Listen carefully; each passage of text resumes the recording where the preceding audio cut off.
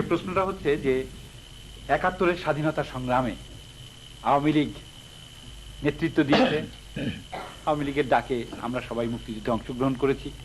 তা আমরা সবাই মনে করতাম বলছি যে আওয়ামী লীগ হচ্ছে মুক্তিযুদ্ধের সবচাইতে নির্ভরযোগ্য বিশ্বস্ত প্রতিষ্ঠান।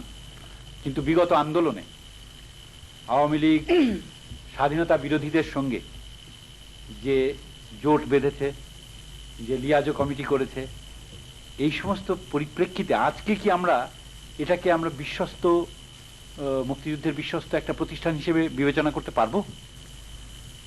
আমার এখানে একটা কথা, সেটা হলো আমরা আমাদের আদর্শ বিচ্যুত হইনি বা নীতিমালা থেকেও আমরা দূরে যাইনি। যেখানে জনগণের ভোটের অধিকার আদায়ের বিষয়টা রয়েছে, জনগণের অধিকার আদায়ের আন্দোলনে কিছু কৌশল আমরা অবশ্যই অবলম্বন করেছি। আর আপনি যেটা বলেন সেদিক থেকে বিচার করলে, যেমন ইয়াসির আরাফাত তিনি যেভাবে চুক্তি করলেন রবিনের সঙ্গে এবং যেভাবে তার দেশের জনগণের ভাগ্য নির্ধারণ করার জন্য বা তাদের অ্যাচিভমেন্টের জন্য যে পদক্ষেপ নিলেন, সেখানেও তো হয়তো তাকে আপনারা দোষারোপ করতে পারেন যে উনি তার আদর্শ বিচ্যুত হলো, কিন্তু এটা আদর্শ বিচ্যুত নয়। আমাদের এক দেশ থেকে আরেক দেশ, এক দেশ থেকে আরেক দেশ হলেও ঠিক এক দেশ হলেও এখানে জাতিগত একটা বিষয় রয়ে গেছে, তাই না?